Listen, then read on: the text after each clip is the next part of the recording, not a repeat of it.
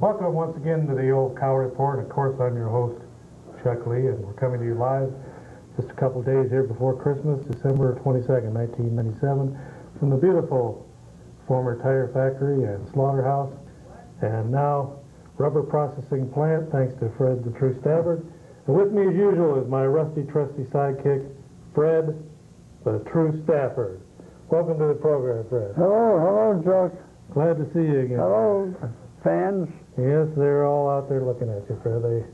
Betty's watching and everything. We got this beautiful Christmas tree here with the Christmas present underneath it in Peach Clinton, retroactive to January 93. Yes, I think that's a good sign. And we want to welcome all of you to the program tonight. Of course, we are live, and so being live, we accept phone calls, and we'll be taking phone calls tonight. And we'll be with you until 1 minute after 10, since we started at 1 minute after 9 tonight, so that we can get in our full quota of timage here on the Old Cow Report. So, we have a lot to talk about as usual, Fred. Boy, oh Yes. boy, do we ever. Yes. Of course, for those people out there that were fans of Chris Farley, I'm sure you're a little shaken up this week by the death of Chris Farley at the age of 33, and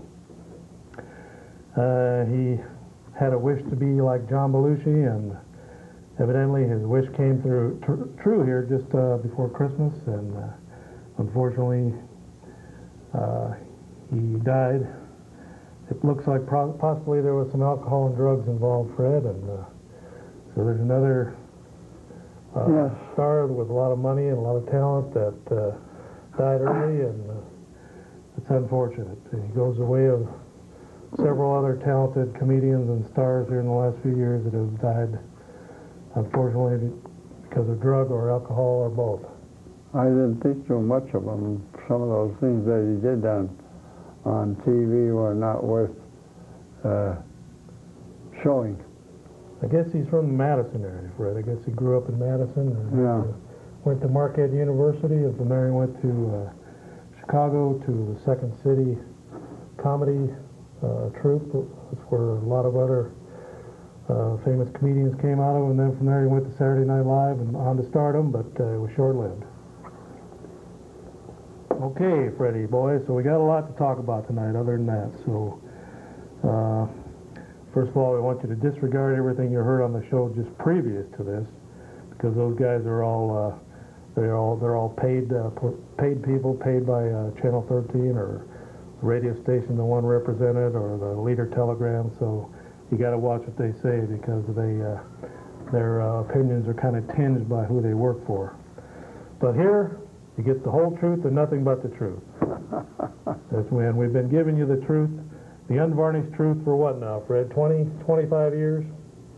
Right here on the show, week after week, No. month after month, year after year, where all the other programs fell by the wayside. We've hung in there all these years. About 10 years. It's going on 10, 20, 25 years, somewhere in that range now. We've been bringing you this program. Rain, sleet, or snow, we've been on the air. And there's the phone number for those who'd like to call in. And we'll be making sure that phone rings outside there. And Roy Rogers Hoff, the Pyrotechnical Engineer Supreme, is on the job again tonight, and he'll be taking your calls and making sure that they're bona fide and legitimate calls. And we do have a bevy of beautiful broads out there that are taking the phone calls, so just call in, and you'll get one of those operators out there that will funnel you through to Roy, and then from Roy right onto the program, and you'll be on live. Okay, Freddie, well, we got a lot to talk about, and I was going to start off by talking about something that's coming up right around the corner, and that's elections again in the local area. Yes. City council races and county board races. And there's rumors that the common man's running again, and there's also rumors that Roy Rogers Hoff is running. That's right. But they got to have their papers in by January 6th of 98 if they want to be counted. And for the city council, if you're going to take your papers out, you need to go down to City Hall and city clerk's office, get your papers, and you have to have 200 bona fide signatures from somebody that lives within the city limits. And those signatures then need to be brought in. I would suggest, if you're going to do that, to get about 250, so that after they get done throwing them out, you'll have your 200 signatures throwing out some of the ones that they don't think are bona fide. Make sure that they're within the city limits. 200 signatures must be filed with the city clerk by Tuesday at, I think, about 4:30 to be safe. I will get them there by 4 o'clock. Candidates must be 18 years of age and live within the city limits. Spring election will be held on April 7th, and everyone is reminded of the importance of participating in the city community issues and going to the polls to vote. Sometimes the elections have been decided by less than 2 votes, Red. Some of these races are close. You ran for city council once. Yours was decided by less than 50 votes, wasn't it? I know it was decided, and I got the least votes of the 4 that ran. Okay, so Fred did his civic duty and ran for office and took it from there. Okay, then on the county board level, there's also your papers are available there. I think you have to go to the county clerk there at the courthouse and get your papers, and I don't exactly know how many signatures you need there. I think it's about 40, isn't it, Roy? 35, 40, isn't that what Common told you? Of course, you can't believe anything Common says, but it's under 50 signatures there. And there's quite a few open seats. There are several open seats, and of course, the whole county board is up for election, so anyone that decided that they would like to run, make sure that you get your papers in. I think, once again, they have to be in by Tuesday, January 6th. I'd say to be safe by about 4 o'clock. I remember one time a present county board member got his papers in about 1 minute before the deadline, and I had to stick up for him to make sure that they didn't throw his signatures out, and he went on to become a county board member, and he's been one ever since. But it was touch and go there for a while. It looked like they were going to throw out his nomination papers because he missed the deadline by a minute. But luckily I was standing right there, Fred, and I stood up for the guy, and he got on the ballot and won. Okay, Fred, so that's that. All right. Fred there was letting you know that he still has his index finger after all these years. So be mindful of that. Okay. A little water went down the wrong way there. All right, Fred, what do you got there while I recuperate? I got something that Dave Zeems said, and this is in relation to the kick dairy farmers in the teeth. Prevent debate on Zine dairy pricing resolution. And he urged in AJR 1 that Federal Agricultural Secretary Glickman end discrimination against farmers based on the distance from Eau Claire, Wisconsin. And Senator Chavala refused to allow the Senate to discuss the partisan resolution during the last 2 days of the year, though he knew that by January, when the Senate meets next, it will be too late to be effective. Well, that's really amazing. So what does that mean in layman's terms? Well, it shows something that the Democrats have been holding this thing up. They're responsible for the present system we have, and it's unjust to the farmers who are not getting enough for their milk. Well, it's been unjust for the last 25, 30 years. Maybe before that, I know. They could say that it was the right thing to do, but with modern transportation and stuff, you can have Mexican milk and cheese right up here in Eau Claire's grocery stores in a matter of hours. Yes. And the same with California milk and cheese or Pennsylvania. Okay. So the competition now is it's almost global. Eau Claire shouldn't be held back. The farmers within a 100-mile radius of here have been discriminated against heavily in this situation, and it shows that it's costing farmers their livelihood. Farmers have went out of business because of that. That's true. So they need to be on equal footing so that they can compete in this global marketplace. That's right. That we have nowadays. Okay, Freddie. Well, you know, the bus system here in Eau Claire is, matter of fact, the city council is discussing taking some buses from, getting 6 buses from Orange County, California Transit System for free. The city would have to pay $2,100 per bus to get them here from California. So that'd be about close to $13,000 it would cost to get those 6 buses here. But the city council met today to discuss that and some other issues. But I wasn't going to talk about that. I was going to talk about but this is just, they're going to add these 6 buses to the fleet.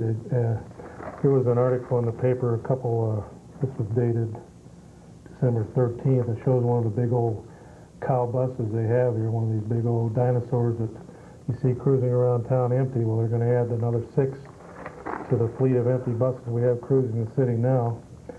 But the headline here says buses fuller, parking easier on campus. Offering, and then right below it there's a sentence right below here. It says, offering free bus rides for University of Wisconsin-Eau Claire students and employees has helped ease the parking shortage on campus. So the city here is subsidizing the free rides that for the college students. 10,000 college students, but these high-paid employees are also getting free bus service. Now, Fred, if you're a senior citizen, wouldn't you like to enjoy free bus service around town? Save a few bucks Certainly would. during the year? Well, unfortunately, you can't, you don't have that privilege, Fred. But employees of the university are well overpaid the way it is, and students are getting free bus service, free rides, Fred, at your and my expense. Yes. Taxpayers of Eau Claire once again are footing the bill. All right, okay, all right. So, let your local representative on the city council know if you're not pleased about that situation of free bus rides, because that bus system has ran in the red for many years. Now they're going to add 6 more buses to drive around town empty. Nowadays, instead of, I don't know exactly when the buses used to quit running, but now they've extended the service at night, so you can see the empty buses traveling all over town later in the evening now. Yes. Than I used to. But just follow the buses around for a half hour or so and see during the day and see how many people are actually using them. You'd be surprised how many buses are empty around town most of the day. There are times during the day from roughly about 7 to 9 in the morning, and then from about 4 till 6 at night where we get some pretty good use out of the bus system. But other than that, maybe around from 11 to 1. Other than that, the bus system is a loser, and it always has been. And it costs the taxpayers dearly. It's been in the red. And of course now we're giving out free bus rides to people that have plenty of money to go around. They're already working employees of the university. I don't think that's fair to the rest of us. Yes. We're going to be taking a call in a minute, but then there's one other thing here.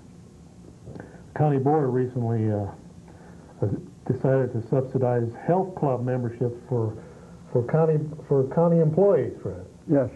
There's another freebie there. We're going to subsidize a certain amount of,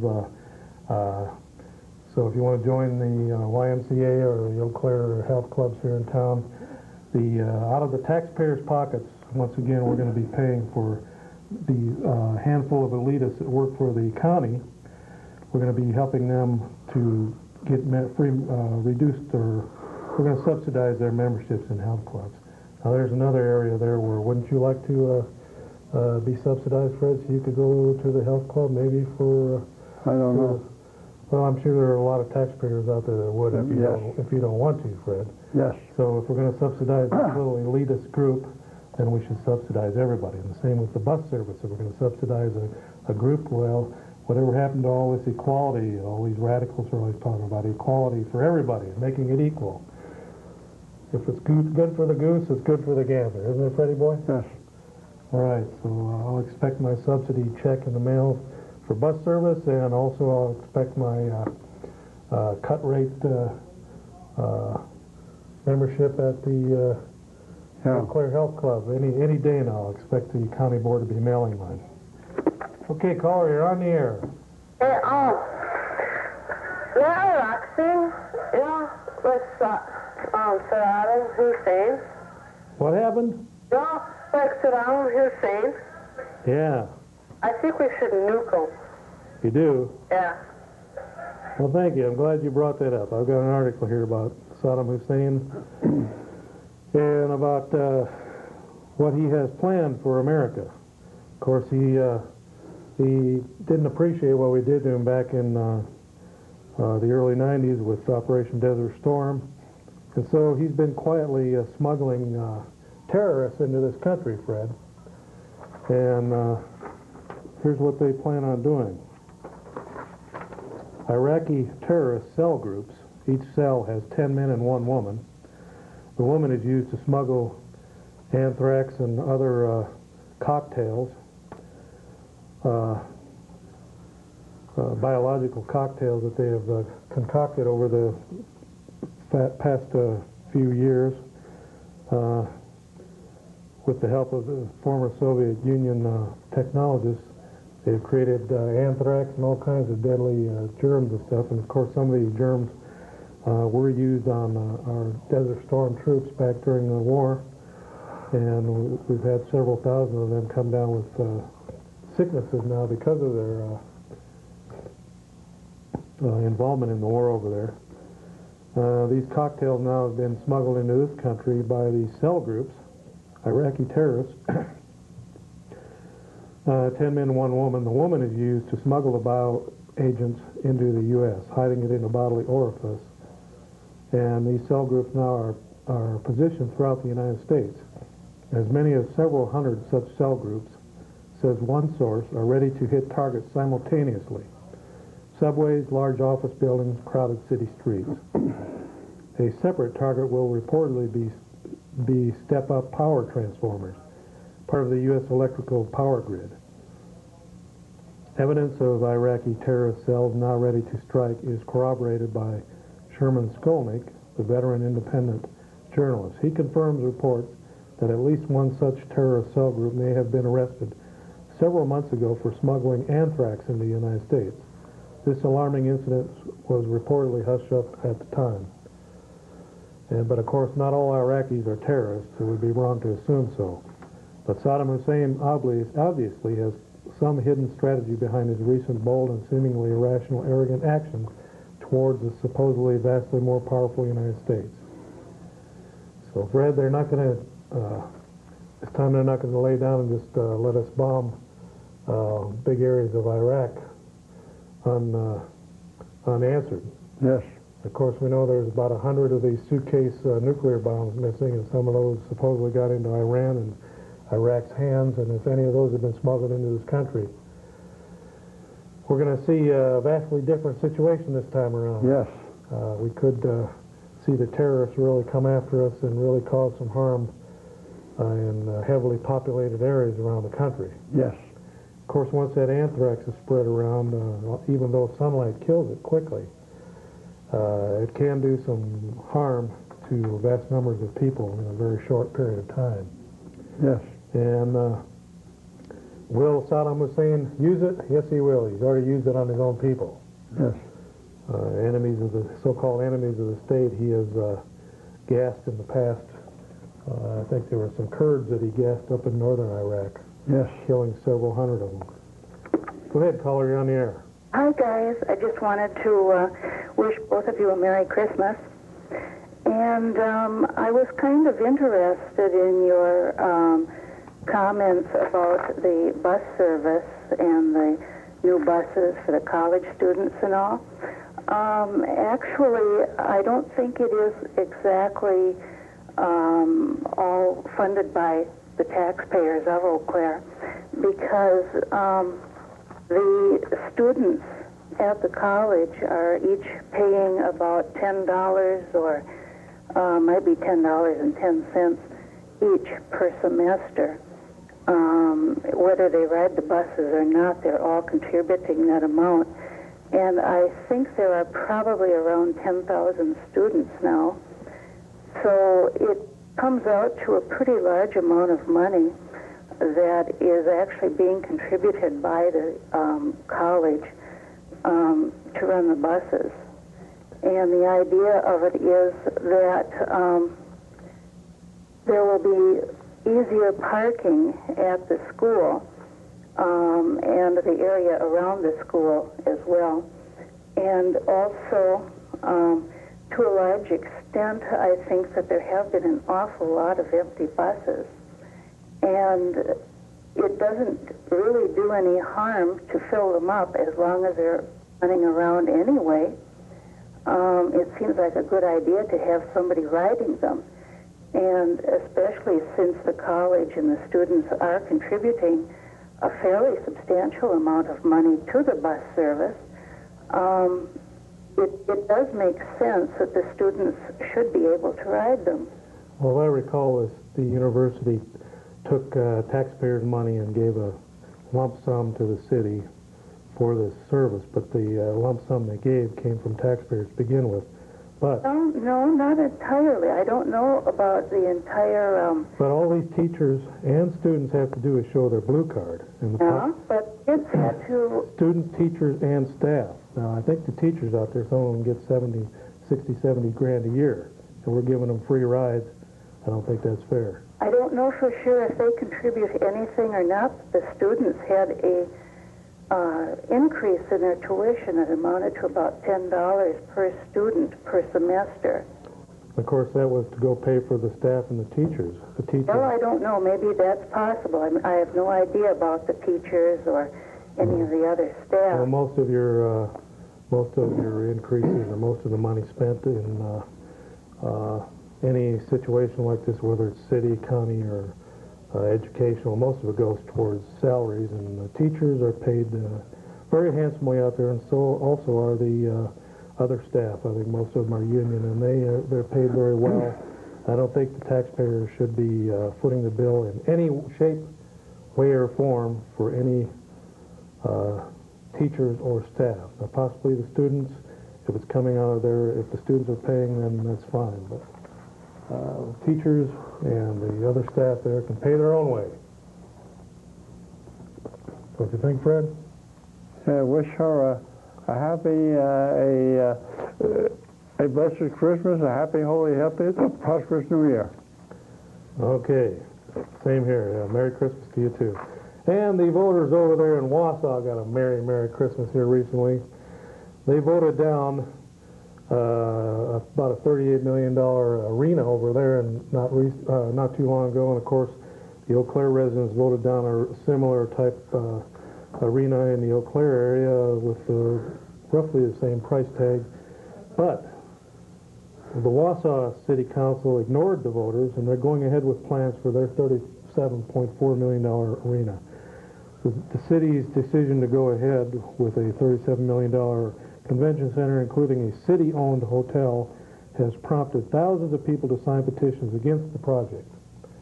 And so opponents filed petitions with 3,700 signatures Wednesday calling for the project to be stopped or a binding referendum held on it. Organizers said the petition used a law allowing residents to propose direct legislation. So the voters over there soundly defeated this referendum not too long ago, Fred. It was a 2-to-1 margin. But then the former mayor, who's resigned here, broke a 6-to-6 tie and voted to go ahead with this building of this arena over there, even though the voters overwhelmingly disapproved it. I would say to that city council, to those 6 members, of course the mayor is already gone, I would say that the Wausau taxpayers and voters over there should dump all 6 of those city council members, Fred. Yes. For defying a 2-to-1 vote. Now, if it was close, like 51-49 or whatever, then possibly. But this year was overwhelmingly defeated, just like it was overwhelmingly defeated in Eau Claire. And they're defying the voters' will and going ahead and pushing that through. And it's going to cost the taxpayers dearly over there. And once again, they said that it was going, as we heard the rumors and the innuendos and the half-truths here, over there, supporters say that that situation over there is going to create possibly 1,000 employment opportunities. Of course, once again, they're not going to need 1,000 people to sweep the floors over there and direct traffic. So they've pumped it up and claimed all these great things for it. But as we've seen in La Crosse and other areas where they've had these civic centers, they don't create that type of opportunities. And in some cases, the civic centers have actually had to close because of lack of interest. So in the meantime, we better take another call, Brad. Then you've got your next piece of literature ready. Go ahead, caller, you're on the air. Hello there, Fred. How are you guys tonight? All right. All right. Okay, I want to wish you both Merry Christmas. I appreciate your show, and usually I can say, go get 'em, Chuck, on your issues, and not tonight with the bus issue. I think you don't have all the facts with this, as the previous woman called in. That there are so many federal and state that come in pay for mass transit and city transit that if they're not used for those purposes, we would lose. I myself single, I don't have any children. Do I therefore expect money back for my taxes, which don't go to the school? These 6 buses come in are great. It's a great deal, and I think if you read further and listen further, you'll find that, all you have to pay is transportation costs. They need buses for backup. I think if you go down to the city transfer center and see some of these people that use the buses, otherwise would be homebound, I think you'd see it more of a democratic, if you like to use that term, good social programs such as Meals on Wheels will allow us to get around, to allow people that otherwise could not get around to get around. Ridership is certainly up, and I think it's great. I agree with you to a certain extent. If they take those 6 buses, if they're actually more economical to run than some of the big old ones that are still traveling the streets of Eau Claire, retire the old ones and use the newer ones, any way to cut the costs and make it more efficient, I'm all for that. And like I said earlier, from about 8 to 10 o'clock and maybe 11 to 1 and 4 to 6, there is some pretty good usage. People coming and going from work, going to school, going home from school. But there are also down times where there's a lot of people, a lot of buses on the street traveling empty. And I've seen them all over town in those down times. And maybe the university deal is making it better. But hopefully it'll be in the black, because it has been in the red for many years. And it probably will continue to be in the red for many years. Most public transit systems are throughout the country. Yes. Well, okay, there you have it. Well, Merry Christmas and Happy New Year. All right, Fred, what do you got there? I see State Representative Chuck Schaefer has an interesting article here. He described it in favor. I've read all these newspaper articles telling shocking story of individuals for convicted of murder and later released on parole. While on parole, they continue on a path committing murder, rape, or kidnapping and assaulting a young child. Under the proposal, truth in sentencing, which I co-sponsored, violent criminals can expect a much different future. The elimination of parole, elimination of mandatory release, local judges having more authority, and discretion in sentencing, an increase in maximum penalties for death felonies, and an increase in jail time for bad behavior. Well, that's good, Fred. That's all we need is more prisons. We need more prisons than we do universities in this state. It just goes to show you the direction of society in general. Yes. More prisons, less colleges, less public institutions.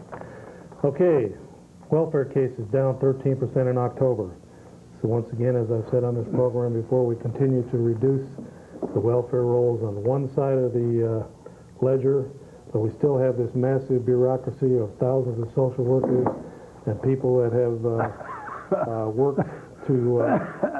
worked on the other side. Yes. The paid employees of counties and the state and cities that have worked with caseloads all these years. That welfare system is still well intact.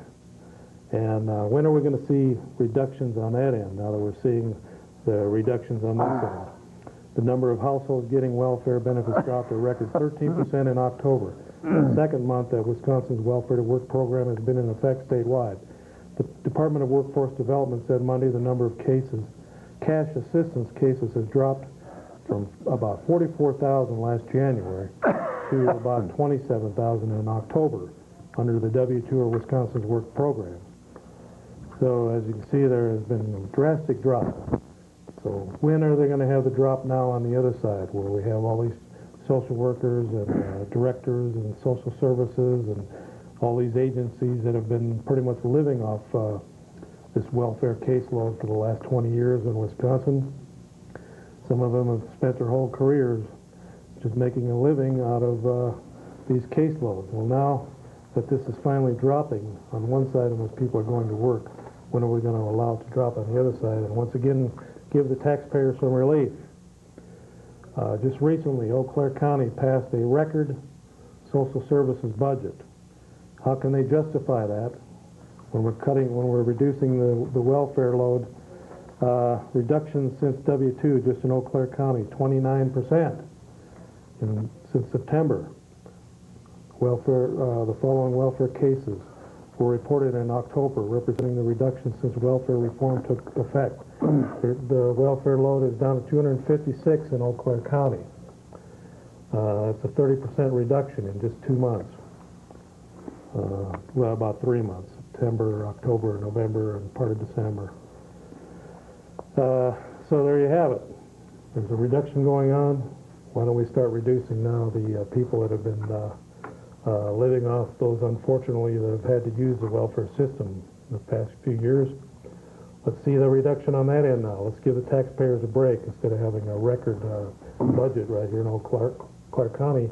As this continues, it's going to be harder for you to prove your case down there at Health and Human Services. Go ahead, caller, you're on the air. Hi. Hello.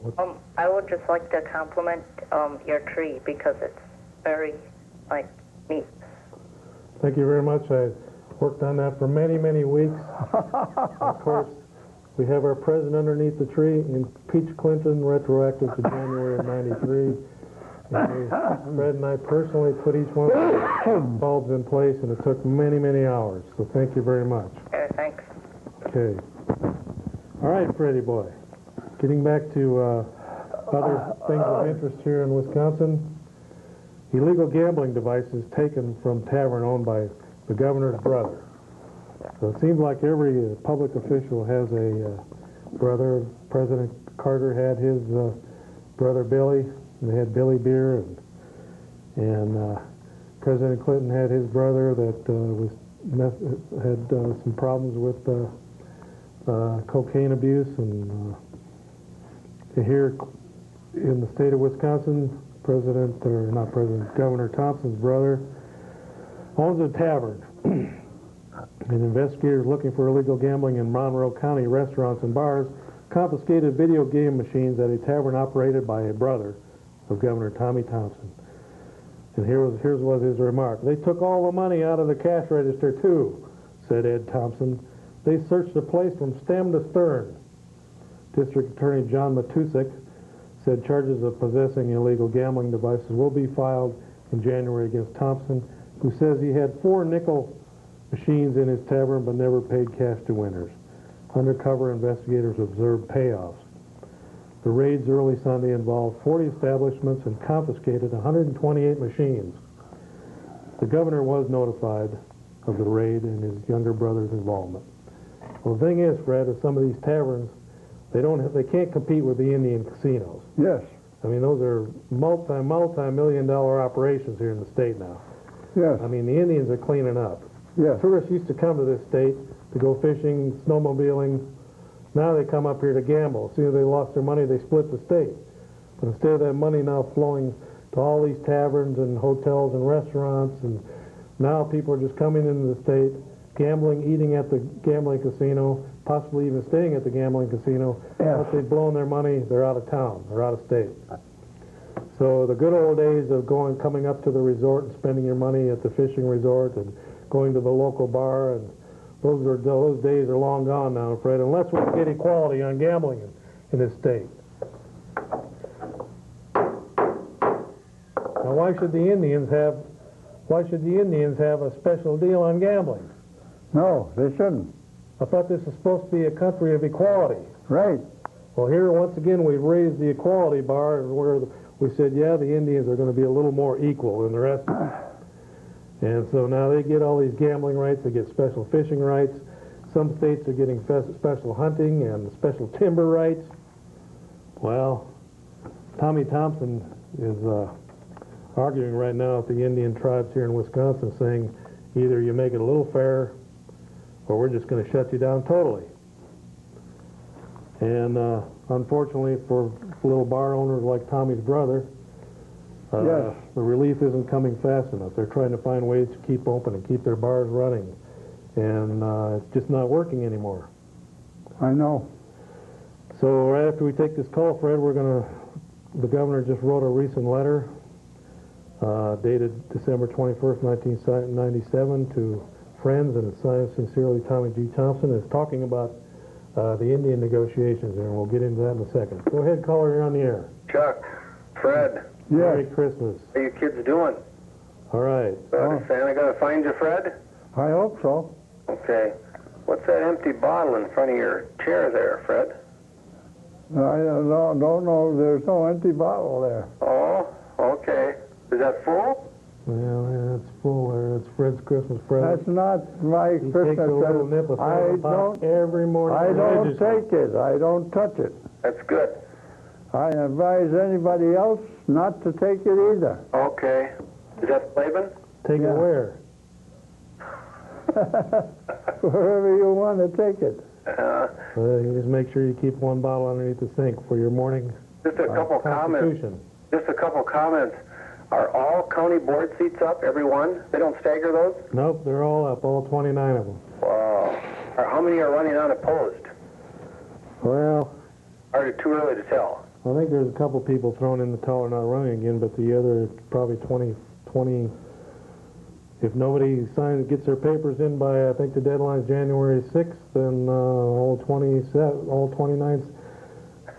seats are open, so it's just a matter of people getting their 25, 35 signatures, get them down there, get them approved by the county clerk, and you're on the ballot. Yeah. You're talking about human services and the outrageous cost of social services, or whatever they want to call it. It's the biggest part of the Eau Claire County budget by far.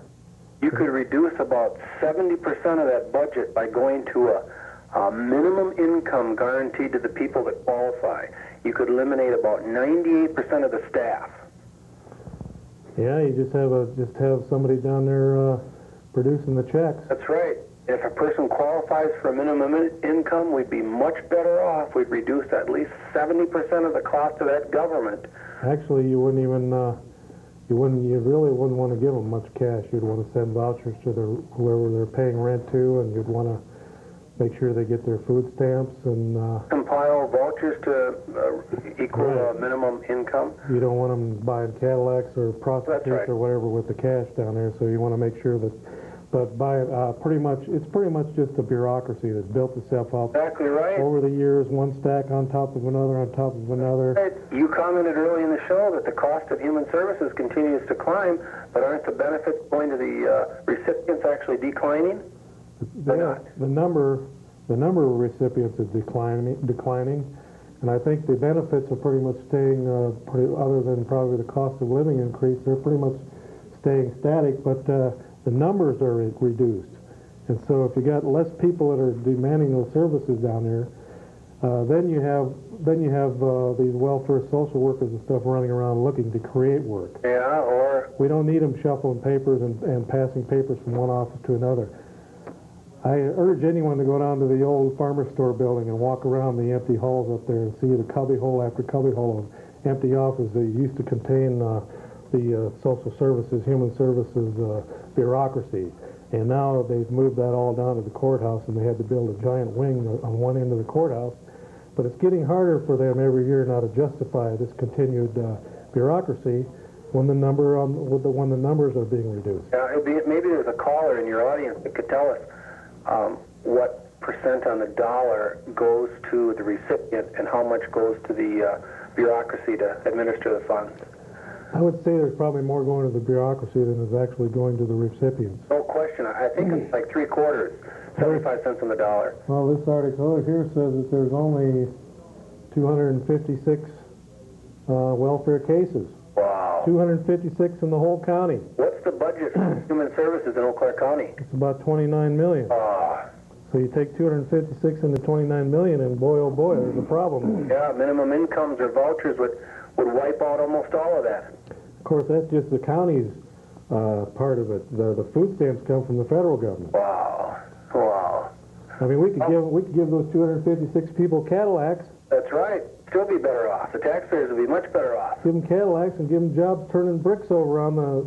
Go find a bricked street somewhere and have them just flip the bricks over like they did back in the 30s. That's right. That's right. Maybe a caller will call in. Well, have a nice holiday, both you guys. A blessed Christmas, happy, holy, healthy, and prosperous New Year to you. Okay, thanks. Amen. Goodbye. Okay, the governor, in a letter, said, for nearly a year and a half, my administration has endeavored to negotiate agreement on a variety of issues of great concern to the state with the Native American tribes. Negotiations have reached a stalemate, however, and that has created speculation and confusion about what the state is seeking in these negotiations. Here are the issues that Governor Thompson wants to reach an agreement with the tribes on. Revenue sharing for state taxpayers. We believe state taxpayers deserve fair compensation for allowing this monopoly, which Indian gaming is. It's a monopoly. We've taken a certain group of people. It's like saying all albinos in the state of Wisconsin are going to be able to open casinos, but nobody else. Well, in this case, we're saying all Indians and Indian tribes, if they've been proven to be within one of these tribes, are able to set up this monopoly, allowing this monopoly to continue, and for the costs incurred by non-Native Americans in the operation of the casinos. This includes payment for municipal services. The cities around these casinos have to pay for roads, the infrastructure, law enforcement, and other services provided to the existing Native American casinos, businesses, and residents. Payment to the state. There must be a fair revenue sharing agreement with the state for the privilege of operating a monopoly that does not pay state taxes. Cooperation on tax collection. Goods and services sold by stores and merchants on Native American reservations are exempt from sales and cigarette taxes if the products are sold to Native Americans who live on the reservations. So in other words, those taxes on gas and cigarettes and groceries are not paid. There's no tax on the reservations. So we need cooperation with the Indian reservations on tax collection. Strong gaming regulation. The governor says we want more strict accounting of casino operations to ensure properly run games. Now, the guy that ran against Steve Gunderson back in '94, Harvey Stour, he had a commission on gambling in the state, and he said it looked like there was organized crime moving in. They were taking advantage of the Indians at the time. There was some concern about whether the gambling machines were fair and honestly being set up and paying out the proper amounts. So Thompson is raising that issue again, strong gaming regulation to ensure that the games are run properly. Also, liquor licenses at casinos. State and local governments rightfully should regulate these licenses as we do with the rest of the private sector. And also bag limits on fishing. Here's another issue. We believe it is important and fair for the tribes and the people of Wisconsin to share the natural resources of this state and ensure a 3-bag limit for non-Native American anglers on northern Wisconsin lakes. So the Indians are going in there with modern techniques and just raking in the fish there when they have their annual fishing rights there that the rest of us don't have in this state. Just a handful of Indians have been allowed to once again rape our natural resources, where the rest of us have had to sit back, and in some cases, some of these resorts are having to close their doors because there's no fishermen want to come in there anymore. The Indians have taken all the fish out of the lakes, and so now we have these fish hatcheries that we've increased the numbers of fish hatcheries and the numbers of fish that we're putting into the lakes and streams every year to try and make up the difference. But it takes many years for those fish to grow into an adult that we can catch and keep. And then also air and water quality regulations. We believe it is prudent to reach an agreement with the tribes that make it clear the state, in accordance with federal law, retains the right to manage the environment. And finally, Thompson ends by saying, we hope the tribes will begin taking our concerns seriously and show a willingness to discuss more than just their priorities. It serves neither the Native Americans nor the people of Wisconsin for there to be continual confrontation on these issues. Sincerely, Tommy G. Thompson. There's one thing that the governor forgot to add to this, Fred. Yes.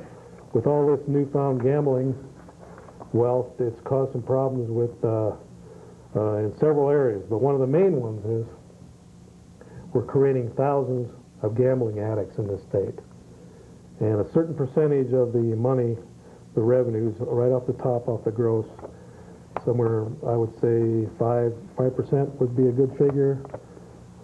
Between 2 and 5% would be a nice figure, should go into the treatment of the gambling addicts that are being created all over the state. Yes. And they need to have treatment centers just like they do with alcohol and drugs. They need to have gambling treatment centers. And that's something that Thompson should add to the discussion there and add to the treaties, that the Indians kick out more money for education and of what really goes on in gambling. When people are spending their whole paychecks in gambling, and people are robbing banks and then taking the money from the bank robberies and going to the casinos and wasting it. And armed robberies, people are robbing places and then taking the money and going to fill the needs of their gambling habit. Also, crime has increased around the areas where the gambling casinos are. Fraud, Yes. other, people writing bad checks. So the crime has increased, and that causes more law enforcement, and more of the courts have to work harder to keep control. So not only do we need treatment there, but we also need more money Yes. out of the gambling concerns. Off the top, we need to have a bigger share of that revenue. It should go back into education and law enforcement and into the general fund at the state level, so that we can all partake of this boondoggle and this boom of all this gambling money that's coming into the state. It shouldn't just be a couple thousand Indians. It should be spread around to all of us. Go ahead, caller, you're on the air. Happy, holy, and hearty New Year's and a Merry Christmas. Go ahead, you're on. This is Ben. Huh? This is Ben Spakeen. Yeah. Yeah. I was wondering, what do you think, or what do you want? What do you hope to be in the present underneath the tree? Okay, Fred, what would you like to have under your Christmas tree? Well, not much, I guess. How about peace on earth and goodwill Peace toward and men? goodwill toward men, yes. All right. Okay. And so there you have it. Peace on earth and goodwill towards men. All right. Well, unfortunately, here a few weeks ago, one of the richest men in Wisconsin, and one of the richest men in the world, actually, was found guilty of some environmentally hazardous waste charges. John Menard was found guilty and fined, roughly about $1.5 million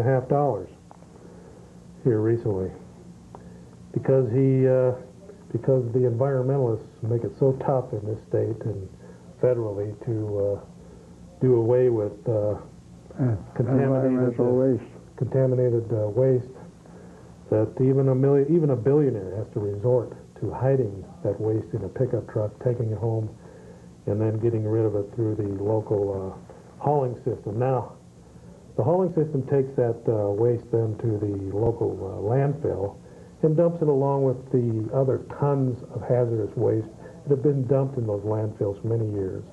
So John Menard was actually not doing anything different than the tons of hazardous waste that are already in our landfills. Not only the landfills that have been closed, there's some down there not far from where you live. That landfill down there is supposedly really contaminated with some heavy metals and some Very serious waste, Fred. Where? The old landfill down there by, right off Craig Road there. Down there where NSP has their station and down by where your bank is. There's a landfill in that area that has some very, very serious contamination. Yeah. Not too far from the Chippewa River there. Well, the landfill that this stuff went to, the Menard was dumping, went to a very controlled landfill that was run by the Eau Claire County for many years and now has been sold. But unfortunately, John Menard paid a very ridiculous fine of $1.5 million or whatever, so 7 million. 1.7 million is just totally ludicrous and ridiculous. Here we're taking a person that has pumped multi-millions of dollars into the local economy, probably billions by now, in the many years that he's kept Menards Incorporated, kept the world headquarters right here in Eau Claire County, created thousands of jobs for people, not only in Wisconsin, but all over the Midwest. And we take somebody like that has been beneficial and has done great good for this area for a good at least 20 years, maybe 30 years. Created thousands of jobs, Fred, and put food on the table. $6 and change. A lot of people in this. Created many jobs for many people. Put food on the table for many families all over the Midwest. But that's not paying them much money. Well, if you want to be negative about it, you can, Fred. But he's created jobs for many people. Yeah. And we take somebody like that. If you did it, Fred, you probably would pay between $6 and $10 an hour for the people working underneath you. Maybe you'd pay $3 an hour. I don't know. I wouldn't. I would pay.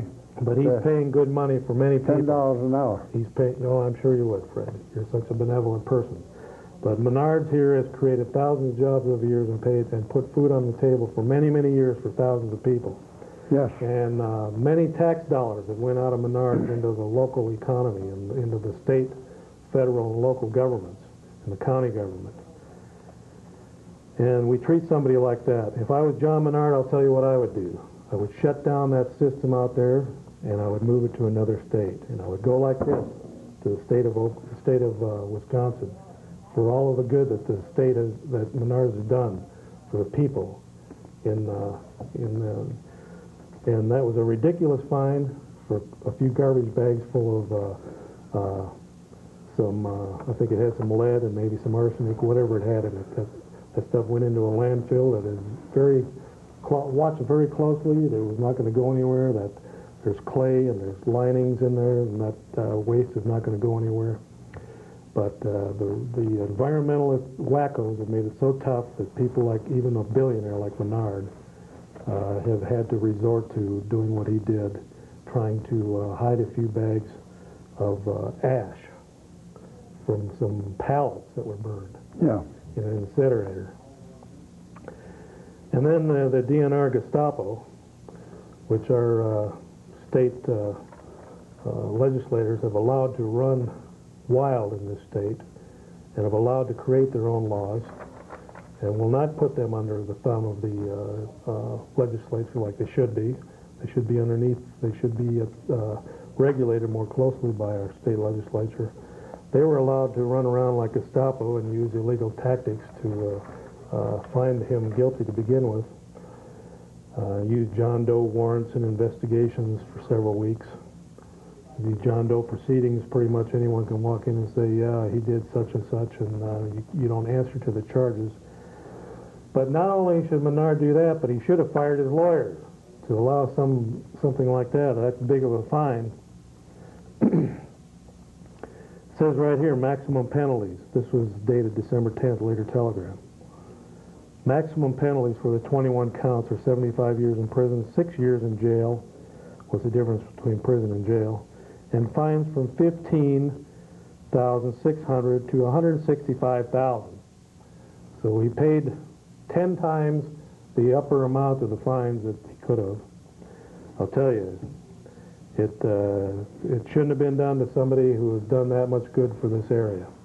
And if I was John Menard, not only firing his lawyers, but I would say to hell with Eau Claire and Wisconsin. I would pull up lock, stock, and barrel and set up headquarters in a state that is going to treat somebody as benevolent as this a little kinder. And there you have it. December 22nd, 1997. All right, Fred, what do you got? In New Jersey, Christine Todd Whitman narrowly escaped defeat in the November 4th election, receiving 47% of the vote to 46% for our Democratic opponent, Jim McGreevey. Regaining the governor's seat only by 27,000, 2,003,000 votes. The radical pro-abortion governor, with all the power comes a plus enormous sums of money, was expected to win easily. Okay, what does that mean in layman's terms? What does that mean just off the top of your head? She lost a lot of votes that she had. Okay, good. Okay, getting back to Wisconsin politics. Getting back to Wisconsin politics, where it really means something. I have the latest opinions on who's going to win in Wisconsin in the congressional and the Senate races. And there's a pretty tough race shaping up here, Feingold versus... You going to answer that phone out there? Newman. I'll take it in here if you can't answer it out there. All right. Mark Newman's running against Senator Russ Feingold. And that looks like Feingold's going to win, or Feingold's running against Newman there. Newman is abandoning his first congressional district seat, which is going to open that wide up. That takes in part of Madison. Takes in all of Madison. So hopefully we're going to... Hopefully, Newman is going to beat Feingold. He's one of the most pro-abortion senators in Washington. And on the Republican side, George Petak is looking at running for Newman's seat. Of course, there was some other people in there, Paul Ryan and Tim Whedon, and somebody from Kansas. It looks like he's coming back to run. District 2, Representative Scott Klug is retiring. State Representative Tammy Baldwin's looking at running in that seat. Hopefully the Republicans can hold on to that seat. In District 3, that's Ron Kine's seat, the one governor, or the one that Gunderson held for many years. Looks like Jim Harsdorf is going to run again for another race there. But there's somebody else that's looking at getting in. Brian Rood. Yes. He's a state senator from just south of La Crosse. So it could shape up as a Rood versus Kind race. Get it, Fred? Rood versus Kind? Yes. So that'll be something there to look at. And then in the 6th district, that's the other district that makes up the Eau Claire area. It looks like in the 7th district, excuse me. We have the 3rd and 7th district that cuts up Eau Claire. Looks like Scott West is running again for his 3rd bid at the northwestern Wisconsin seat. And we haven't heard from Dave Zien whether he's running again, but if Obie decides to run again, he'll probably win by a landslide. He usually has $600,000-700,000 in the bank. If I was Dave Zien, I would sit it out a couple more years and wait, and he can walk into that seat. Obie's pushed, I think he's about 60 now. This will probably be his last term. He's been in there since 69, 99 will be 30 years. They'll probably call it quits. So Dave watches his P's and Q's. He could be in Washington, January of the year 2000. All right, have we got any calls out there, Roy? Okay, well, it looks like we've got about 30 seconds here.